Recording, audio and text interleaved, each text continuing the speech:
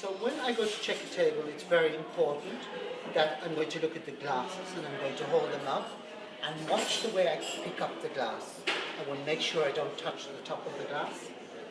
I'm going to check the silver and I want to make sure that there's no marks on it. I will look at the plates, check underneath that everything is perfect. What I'm also going to look for is what we call the thumb rule too, which is very important. The reason we have a thumb rule is because when you move your chair, when you go to sit down, it doesn't disturb the cutlery. And I have to make sure that I'm creating an ambience for the people who are going to sit at this table.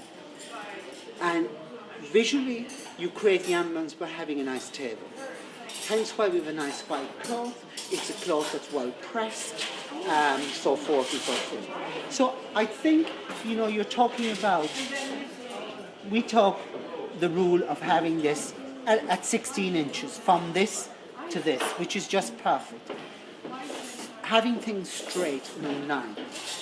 Having your glasses at the top, because you always serve the beverages from the right. Remembering always your bread plate is on the left, and it's always to your left.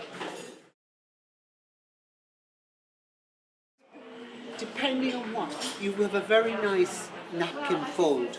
Very simple, because it's important that you don't touch napkins too much because of hygiene.